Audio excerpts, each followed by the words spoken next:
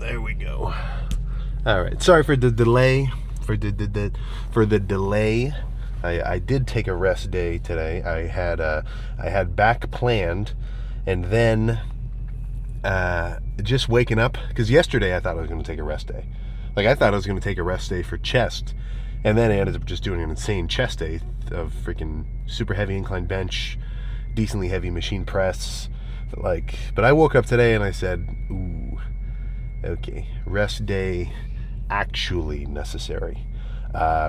Begrudging isn't really the right word, because I could tell I really needed it, and I'm kind of getting hit double because I'm trying to, I don't know, I've got like this nasal spray from all the pollen, which kind of helps. I think I might need to look into something a little bit more drastic. But I've been so stuffy. Yesterday was the worst, where left nostril completely blocked, like, just, you know, that kind of breathing, just terrible. And now it's giving me a sore throat and like a cough because of how much I'm sniffling, because I can't, I guess I could, but I'm just not only blowing my nose. Like, it keeps, I guess, what exactly is the process that makes it where when you're sniffly, just that sniffling actually makes your throat sore? If you know, I'm kind of curious. I've accepted it as true, but I've just never looked into the real specifics about it. But I always go back. I'll post a new one for the next one, but there's like 700 comments on the most recent Q&A post. So I just scanned through and grabbed about 17 of these. So let's run through some of these. I was going to do one where I thought it might take a little bit longer, but I think for the next Q&A, I'm going to do something where I'll make an Instagram story and it'll say, like, post a question post a reel with your question. So it's not just a comment, like it's an actual video of you saying it. So instead of me reading it, I can just pick scan through them, save them, and then scroll through, and we can kind of get a little more of a back and forth. I think that'd be cool, but it'd probably a little bit too short notice to post it right now and then wait for, however many. But for the first one, Skivo985, 13 days ago, what's your opinion on the fitness industry trying to over-engineer working out / bodybuilding?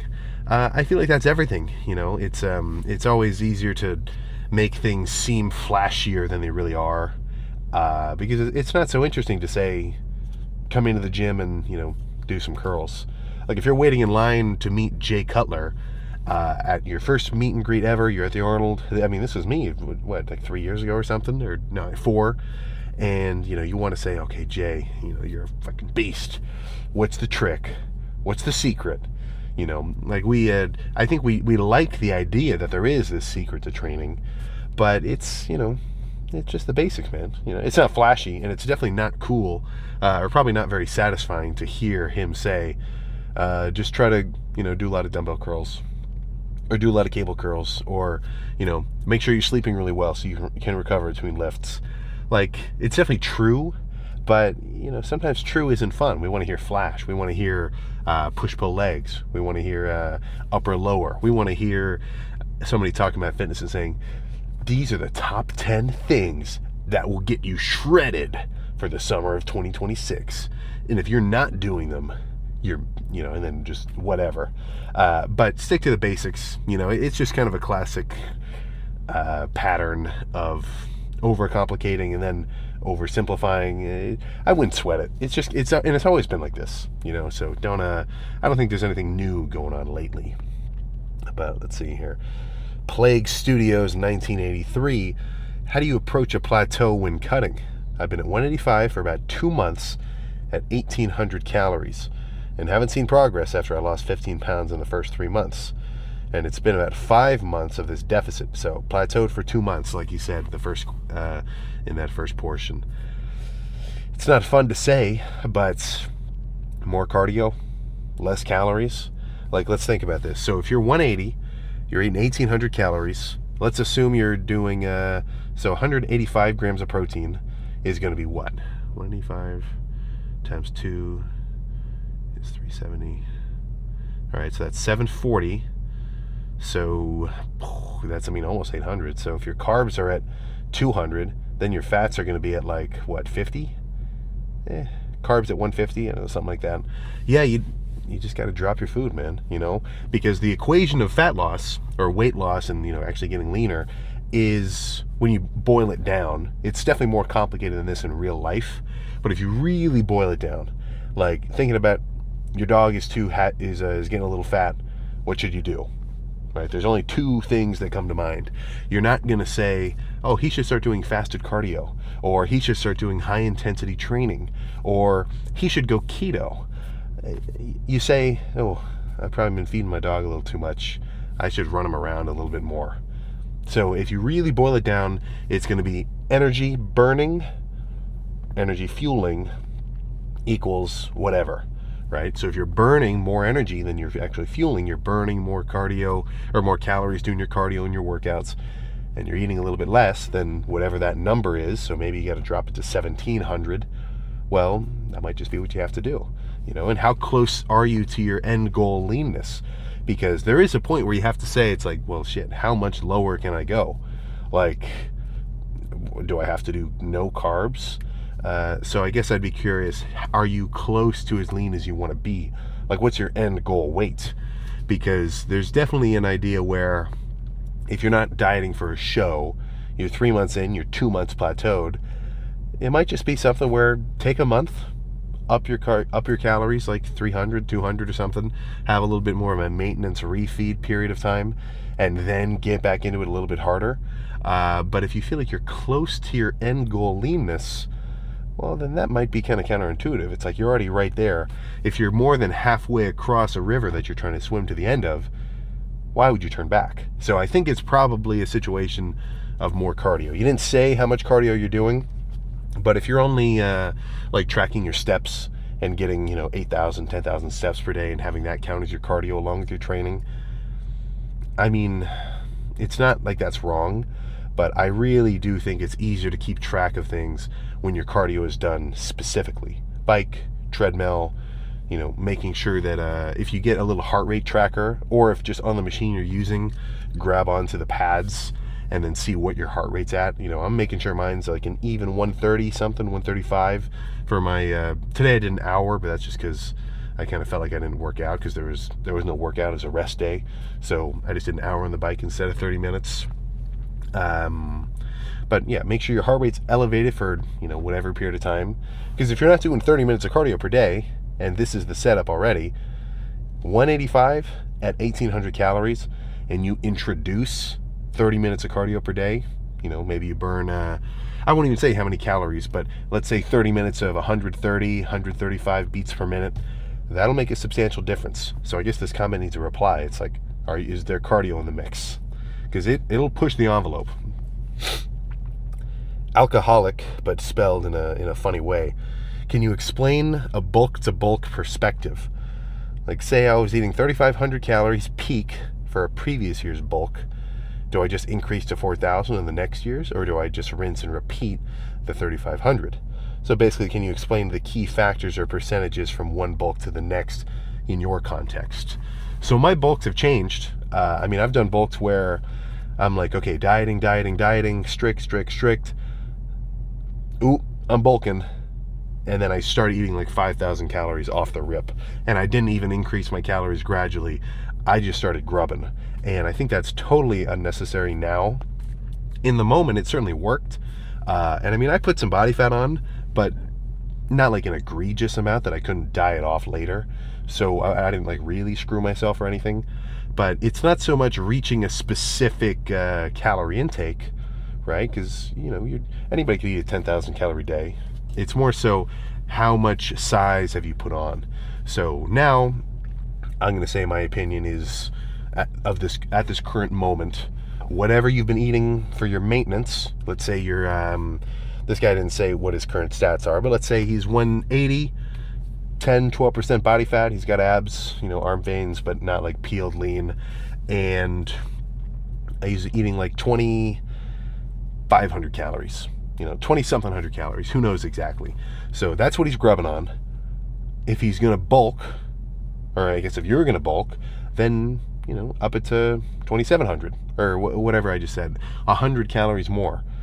I'd say primarily push carbs, so if you're eating, if you're a 180-pound dude eating 180 grams of protein, 60-ish grams of fats. I don't really think there's a ton of benefit in going any much higher than like a third of your protein. So I'm 250-ish. I'm not going to eat more than 80. I'm trying to keep it a little bit lower. And then for me, I think having higher fat intake when I'm trying to gain weight makes me way more prone to breaking out, because that's the only thing that's changed from dieting to now. And I can tell that I've been eating more junk, like some freaking Reese's Cups and trash. So I think a combination of like really just sweets with extra fats is kind of getting me. So I want to keep my fats low. If I could have 50 grams of fats per day, the rest of my calories from carbs and just protein, I think that would do me a little bit better. That's kind of my own little experiment I'm messing around with. But gradually increasing your carbs and watching the scale, right? I've been saying that for a little while. I haven't said it for a few weeks, or at least a few days, but I'm coming in, or I'm not coming in, I'm waking up, weighing myself, plotting that weight on my Google Sheets so I can see what day and what weight, and eventually plot a trend line to see how things are looking. But I know, I've been 249 for about 2 weeks. That's a bit much. And your weight's going to fluctuate. So I might be 251 one day and 247 one day. But if it's averaging about the same for 2 weeks, a week and a half, well, that's my cue. Eat a little more food, right? Bump it up to 3,500. Bump it up to 3,700-ish, and the stricter you can be about that, the better. So as long as you're gradually gaining weight, pound a week, half pound a week, whatever your goal weight is, or your goal weight gain is, well, then just keep it steady and then gradually increase your food over time. I think that makes it easier to handle a longer productive period, whether that's gaining or losing. It's kind of it's like that frog in the boiling water experiment. He's not going to jump out of the water as it boils because the temperature increases slowly. So there's never a moment that is so drastic. So it's easier to keep going. I had my, this last prep, it was definitely my longest and my most intense, but I think it was also I've only done one more, but between the two, it was actually easier than the first one because I gave myself more time. So I spent a longer time gradually getting leaner rather than trying to force it really quick and really pushing my ability to just stick to my deficit. But I had 5,000 calorie days to get myself up to 250 like a few years ago, and that was a much softer, like puffy 250. And now I'm only eating like 33. Let me check actually. I can look at my weekly, or not my weekly, but my monthly average over the last 30 days. Monthly average 3,000. Now I think I probably missed a few meals, some of there, because if I go to bed, sometimes I'll forget to track the last meal. So maybe a little higher, but I've only been eating like 3,300 average max for the last month, and I'm already up to a weight which I had to eat like 6,000 calories to get to before. So it's it's not so much that just because you eat a certain amount means you're going to be bigger. I think it's a little bit more accurate to say that you want to use the calories you're eating as effectively as possible, which is very different than what I would have said 3 years ago, slamming a pint of Ben & Jerry's post-workout. Now, it depends on your bulk, because fast forward, 4 months, honestly, I'm going to be eating a lot more food than I am now to keep gaining weight. So it might get to the point where I'm pushing a lot more food, but, within reason. Let's just say it like that. But yeah, let's get Ethian Lamb. When do you expect 5 to 6 plate squats to make a return, or the 4-plate incline bench? And how are you building back up to that strength after dieting and doing a prep for so long? So 5-plate squats are already back. 5 is doable, even on a day where I'm feeling a little under recovered.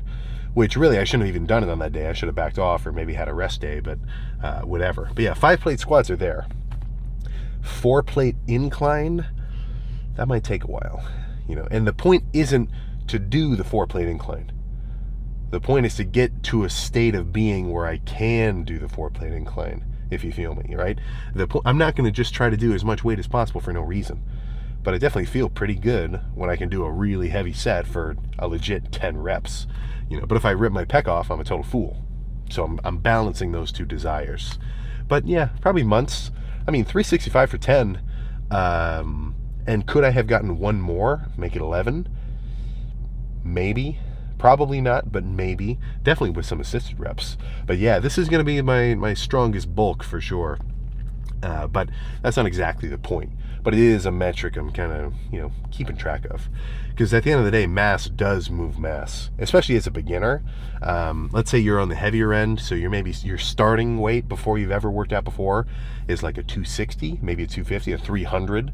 So shit, it's going to take a while. You getting bigger, if you gain 15 pounds of muscle over the course of however many months, you're not even really going to notice, right? So that's where your strength will kind of become your indicator of progress, because even though you might not see any veins for, potentially a year, which you got to thug it out and stick to it, because I know you want to get to that point. But until then, it's pretty satisfying to come into the gym after just 1 week or, a week and a half or whatever, and come back for another chest day. And there's, this is something the regular person would not understand. But when you pick up a 45 and maybe you flip it around so that you hold it the right way and then you slap it onto the bar, when it feels light, like when it feels like you're grabbing a 25, that is a really crazy feeling. The last time I squatted 6 plates back in, I think August, July-ish, I had that feeling. It felt like I could grab the 45-pound plate and swing it around my finger like a freaking frisbee on this day. Like, it was making me think, like, are these plates even freaking real? And I couldn't say exactly what was so good about that setup, because I didn't even get that much sleep that night. But yeah, it'll happen. Give it some time. But I also definitely do not want to hurt myself or tear anything. I've got I don't know when the last time was, but I haven't hurt myself for a while, and I want to maintain that streak. I do not want to, it's like I don't want an injury at my factory, right? I'm aiming for an infinite loop of non-injury. So that's also going to be kept in mind.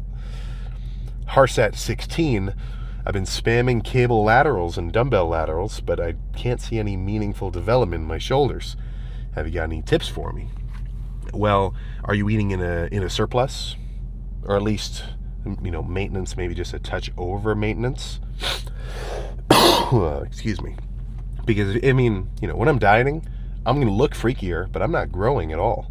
Like, every prep that I do, every dieting phase that I do, there is no muscle gained. There's muscle revealed when that body fat, separating my skin from all the fibers, thins out. But I'd say if you think the training is really substantial, you're hitting, probably 20, 15, 18 sets per week for side delts. I think your food may be an issue. Because shoulders, I think just from getting a solid pump of, I might even grab the 20s sometimes, sit on a bench on a really steep incline backwards, so I'm leaning forward a little bit, and do shoulder raises like that, where I'm just really squeezing. Those are solid. So I wouldn't say it's even like a weight thing. Like, if you said this about chest, I might say, well, how many heavy sets are you doing? How many really failure sets at 9 reps are you hitting? But I think the answer here might be, you might gotta eat a little bit more food to actually, facilitate that growth. But it could also be, just try to go a little bit harder. Shoulders are really good for partials, at least side delts and rear delts, because I could sit and grab the 30s, do, 20 good reps where I get all the way to the top, maybe 10 partials where I'm really only getting halfway up, and I could just sit there forever until I could barely move. So if you're not doing any partials or really trying to, bring it with the last couple of reps, I'd say that could be a change you could make as well. Rowan Popplewell 4791, what is your ideal size and shape you want to get to 10 years from now? I don't know. 10 years is kind of far. 10 years might be by the point where I might say, okay, I don't need to be however big. Maybe I can downsize a little. Who knows? But if I think of like what I want to see in the future, walking around at 230 peeled, pretty cool. If I was walking around at 240 peeled, like, regularly hydrated, eating in a deficit or just at maintenance, but as lean as I was before those shows at like 230, like I was this year, but 10 more pounds of muscle, 240. A really lean 240 is like nuts. A bulk 270, a bulk 260 is cool, but a lean 240, That's pretty crazy. And that's going to take a while, so, we'll see what happens. But yeah, not like a 280, not like an open bodybuilder look. Just, just bigger. Bigger chest, bigger back, bigger arms, bigger legs. And then ideally the same size waist is kind of how I'm imagining it. Kyle GP14, back-to-back, cardio then workout, or workout then cardio? I'd say workout then cardio. Because think about this, you can definitely explain it both ways. Like I'll hear guys who do cardio before their workout, and they're saying, well, the cardio is the warm up. The cardio, gets my heart rate up, and then I jump straight into the workout, which I can definitely see the logic of. But for the purpose of like muscle growth, more bodybuilding training, which even if you're just coming in the gym to get a little bit bigger, that's bodybuilding. I would say come in fresh, pre-workout, hitting right as you're kind of getting into your warm-up. Do your workout first and your cardio afterward. Dieting, I really do not see an issue with that at all. Some guys are going to say, and I've thought this before, it's like, oh, well, right after your workout, you've got to completely chill. Just get home, eat some food, and start the recovery process. But if you don't want to go to the gym twice a day and do like a really early morning cardio session, I think hitting 30 minutes on the bike after a chest day, after a back day, after an arm day, you're good. Now, legs would be a situation where either maybe you make your leg day no cardio, you go really hard on legs, so, it is a heavier day that you have to recover from. But, yeah, I could definitely see morning cardio and then legs in the evening, just so you don't, totally wreck your quads or anything. But, yeah, cardio post-workout, totally fine. I just did that for chest yesterday. I parked on the bike after the chest pose down, then got in the car and drove home. Pierre Oliver Roy, have you ever gotten to the point where you're like, I don't want to work out anymore? No. And I would be very surprised if I did. I've definitely had workouts where things weren't clicking, like back in, but it's because there was a circumstance that made that happen. Like back when I was in Italy and I got food poisoning, the day that it kicked in was, I don't remember, it's like a Tuesday or something. It was like a Monday or a Tuesday, and I was dead all the way up until Saturday when we flew home, and then I was still screwed after that. It took a while to get back to normal. But I came into the gym on, at 2 in the afternoon. Stomach's kind of churning a little bit. Things are getting, it gets a little funky here, whatever. I was planning on coming in to do legs. So I go to the gym, I get my tripod out, I'm warming up, I'm doing calf raises, trip to the bathroom, feel like I'm going to throw up. That was a moment where I said, I got to get out of here. This isn't going to work. And then I packed all my stuff up and, managed to get back to the hotel, and then just freaking, lost probably 1 gallon or 2 gallons of fluids from both ends over the next 12 hours. But barring any circumstance like that, like if you're talking about, like, have you lost a passion? Guys like that, where people say, oh, I lost a love for training. Haven't been there yet, and I really hope I'm not. So, knock on something that I don't get that feeling. Carter Atwater 296, top 3 watches or watch brands. Omega, baller. Grand Seiko, baller. Everybody would say Rolex, which is like, anybody who knows about, like if you've ever watched videos about people talking about watches, like Teddy Baldessar, or who's that? Or all the guys running around 47th Street, like Vucom. Those, like, everybody knows about a Rolex, which is kind of like their allure, because it's like think fancy watch. Like you're thinking Rolex right in your head right there. But I'd say Tudor's up there too. Those are kind of the cool 3. But like more of those like more niche picks. Somebody like some kind of Miami character would say AP, Richard Mille, and then something else. I don't know. But yeah, those 3 are solid. WC Bosch, is it weird to meet fitness influencers at expos that have talked about you or made videos about you? How do those interactions go? Normally good. I don't think I've ever had a bad interaction. Usually everybody's pretty chill. I remember one time I saw somebody, I jumped out of the car just in the parking lot because I was headed back to the hotel after one of the Olympia days, and we were kind of chatting. Usually everybody's kind of solid. There's no, it was like back in 2012, 2016, where there would be serious drama or like beef at some of these events. Like back in the Cali Muscle era, like these guys would show up with like a full-on posse and they'd be fighting each other. That was back in Rich's time. I think it's a little bit more tame now. Anthony G339, is there anything wrong with eating significantly under maintenance 6 days a week and then having a high day to satisfy cravings for 1 day of the week, averaging a 500 calorie deficit daily across those 7 days, aggregate?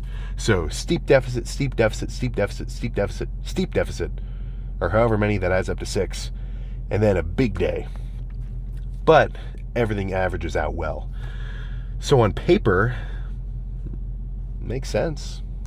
I guess I would be more concerned with what kind of results have you gotten from doing that? Because in my head, I kind of like just straight up deficit. My rule is kind of like this: I do my deficit as long as I can handle, and then on a day where I'm really like, dude, I'm eating something. Yeah. Have you lost weight significantly? Or not significantly, but consistently. Because let's say you're starting this phase at like 190, and then it's been 3 months, and you're down to like 178. So like a pound a week. Well, then clearly it's been working.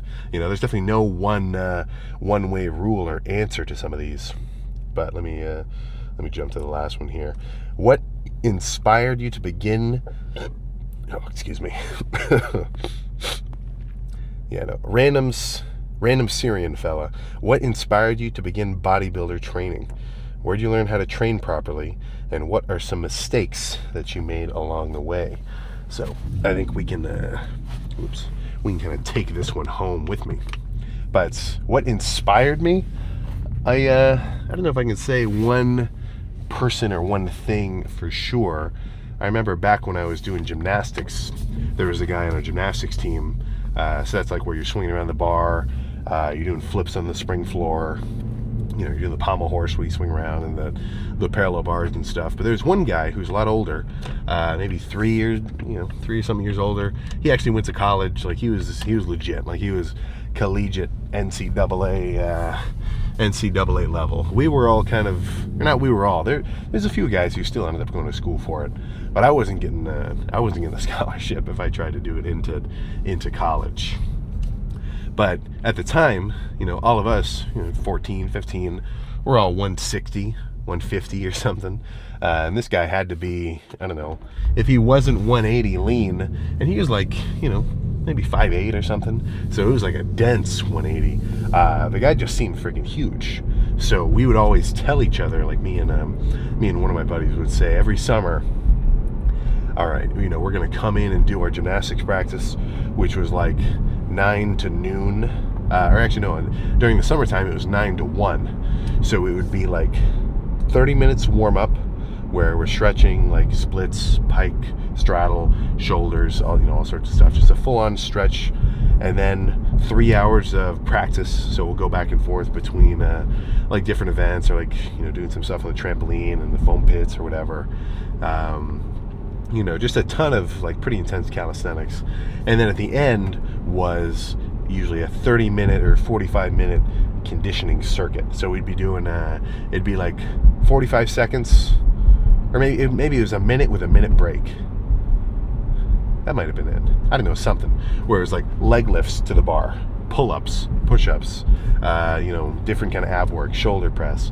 You do one where you would do a handstand and somebody would grab your ankles to help you, but you'd be doing handstand push-ups. So that's what we were doing. So at the time, I'm walking around 160. I got abs, 16-year-old Sam. I'm like, hell yeah. But we'd always say, all right, we're going to go work. We're going to get a gym membership, and we're going to work out after. Like, we're going to do all that during the day, and then we're going home, and we're going to go lift that night and start putting size on and get bigger. Never happened. it was, I mean, that was a pretty demanding portion of the day. So the rest, we just wanted to kind of have fun. So I didn't really have that itch. But I guess it laid dormant very persistently, because I got to a point where I'm like, yeah, I keep getting like this back problem. My knees are, like, you ever hear of Osgood Slaughters, where just like in repetitive high impact stress just like messes up your knees and your tendons get really tender. So it got to the point where I'm like, all right, yeah, I think we got to pull it, which didn't want to, in my head, I'm like, I'm doing this forever. But that probably wasn't a good time to say, all right, let's pivot. And I was doing diving at the same time. Like, I was doing diving, and that ended up being my freshman year of college. So technically, I'm a D1 athlete, or at least an ex-D1 athlete, just for 1 year. But as soon as that stopped, well, now 16-year-old Sam has 3 hours, 4 hours per day, which used to be spent, at least during like the school year, right after school, like 4 o'clock till 9, because it was like 30 minutes away. Well, now that chunk of time is it's open. I can fill that up with whatever the hell I want. So I don't remember exactly who got me into it or how that sort of lined up, but somehow the gym was ended up being the thing. So parents' basement had a squat rack, or not a squat rack. It had a barbell, a set of plates, an old school bench, super rugged. So we got some squat stands, and then before you know it, headed to the Y, Planet Fitness, and then here we are now. So I don't know if there's one specific person that got me into it beyond. Really, I think the main one was that guy Connor on the gymnastics team, just because he was so much bigger than the rest of us, where we're like, yeah, that's cool. And then only once I had already gotten into the gym did I start to, watch all these Tom Platz videos, or Dorian Yates, and all the Jay Cutler and the Ronnie Coleman training clips, and things like that. Like, before, the only guys who I watched when I started working out was, really the first one was just a bunch of Athlete and X videos, because he broke everything down really well. Like, if you wanted to watch an older, posted in 2012, posted in 2013 Athlete and X video, or if you wanted to learn how do I do tricep extensions, it's there. And it's just a full, solid, basic video, like no ifs, ands, or buts about it. Just, I don't remember how he said it, but he'd basically just go, tricep extensions. How do we do it? And then for the next 5 minutes of video, just break it down. He's got the markers and everything. That was it. Like, I never heard of, I don't think I was even watching any specific kind of influencer guys or bodybuilder dudes until like a few years into it, But yeah, that was kind of the origin.